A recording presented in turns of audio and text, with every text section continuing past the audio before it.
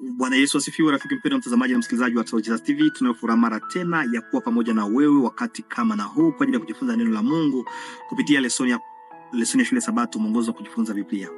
Hongera kwa kila mara unapoendelea kujitoa kwa ajili ya kujifunza neno la Mungu na kuliishi. Mungu akubariki. Tuko kwenye robo ya pili mwaka 2025 inazungumzia jinsi ya kuelewa ya kujifunza unabii wa Biblia. Na somo la juma hii linazungumzia mataifa sehemu ya kwanza. Mataifa sehemu ya kwanza. Leo Jumatatu tuje tukuzungumzia wito wa Ibrahimu. Rejelea pamoja nami wito wa Ibrahimu.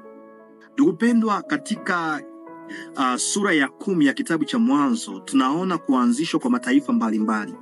Na hapo neno linalotumia hapa ni la Kiebrania ambalo linasemeka kama goim. Kwa hivyo Mwanzo sura yake ni ya 10 hutumia neno la Kiebrania goim kurejea mataifa. Neno hili linatumika kurejelea mataifa, yaani wale walio mbali na Mungu, ambao wanaenda kulingana na mapenzi yao, hawataki kuongozwa na Mungu. Kwa hivi sasa ilibidi Mungu amuite Ibrahimu kutoka katika mataifa ile. Nitakusihi pamoja nami kusoma kwenye kile kitabu kia Mwanzo sura yake ni ya 12:1 hadi 9, na tuangalie kwa nini Mungu alimuita Abrahamu baadaye ambaye aliitwa Ibrahimu kutoka katika nchi yake ya asili. Unadhani ni kwa nini? Weka jibu kwenye comment na baadaye urudi hapa tukiongozwa na Roho Mtakatifu kwenye comment.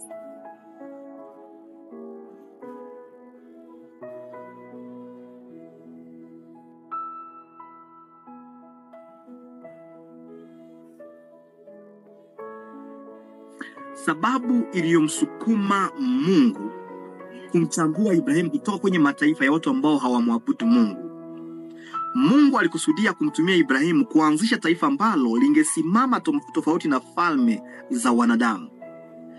Hawakupaswa kuwa na mfalme mwingine isipokuwa Mungu mwenyewe. Na watu walipaswa kuonesha kile ambacho kingetokea ikiwa wanadamu wangerudi kwa muumbaji wao. Israeli ilianzishwa kuwa baraka kwa jamaa zote za dunia kulingana na Mwanzo sura ya 12:3. Mahali ambapo neno la Mungu linakuja likisema, anasema nitakufanya wewe kuwa taifa kubwa na kubariki na kulitukuza jina lako, nao utakuwa baraka kwa ajili ya watu wote. Kwa hivyo lengo ilikuwa tu, Mungu alitaka Ibrahimu atoke kwenye mataifa ya wapagano na aanzishe taifa ambalo litamfanya Mungu kuwa Mungu wao, mwongozi wao, ambalo litafata kanuni za Mungu. Ili kurejesha mataifa hayo, Mungu aliamua kuleta taifa jipya, na hilo taifa ni lile la Israeli kupitia uzao wa Ibrahimu kulingana na Mwanzo 2:1 hadi 3. Utajiuliza kwa nini Mungu amchague Ibrahimu? Kwa maana nimekuchagua ili uwaelekeze watoto wake na nyumba yake baada yake kuishika njia ya Bwana.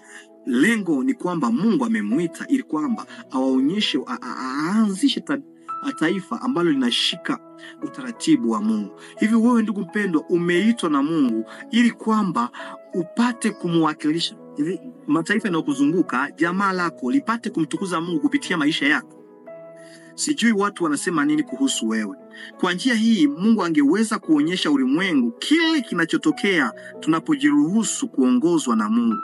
Unaposoma kwenye Kumbukumbu 4:5-8, Mungu alitoa taratibu na alitoa sheria ambazo wana wa Israeli wangalizifuata, hakika wangalibarikiwa. Wangalizifuata, wangalipata uzima. Lakini wangalikataa kuzifuata, kile kingalitokea ambayo ingalikuwa ni mateso, na sio tu mateso lakini pia kifo. Mwandishi hapa anasema taifa hili kubwa ni watu wenye hekima na akili. Hicho ni kitu ambacho watu wangalikuwa wakisema wanapoona Israeli inapoendelea kufanikiwa kwa sababu ya utii wao. Watu wangesema hakika taifa hili ni kubwa na ni watu wenye hekima na akili. Najiuliza na kuuliza pia, watu wanapokuona, wanaponiona, je, wanasema hakika huyu ni mtu mkubwa mwenye hekima na akili kwa sababu ya utii wangu kwa Mungu, ama wanasema huyu ni shetani? Ingawa kweli walizopewa watu zilikuwa za ajabu, kushindwa kwao kuzitii kungeleta laana badala ya baraka na kifo badala ya uzima.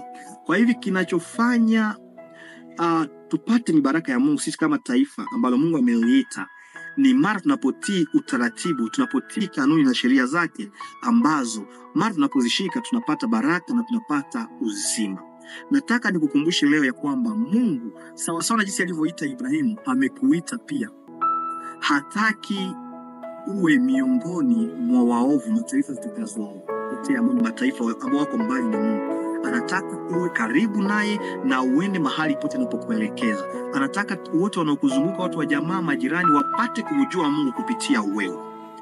Uwe chemchemi ya baraka kwa ajili ya mataifa yote. Je, unatamani kuwa miongoni mwa taifa lililozaliwa na Mungu? Ikiwa ni kusudi lako, tuombe. Asante Yesu kwa upendo wako. Umetaka tutoke katika ulimwengu huu ili kwamba tukuwakilishe. Mimi pamoja na mtazamaji na msikilizaji, tupatie neema ili majirani na wote tunaoshinda nao wapate kukuona katika maisha yetu ya kila siku, katika jina la Yesu Kristo, amina. Mungu akubariki. Usikose kusubscribe, like na kushare.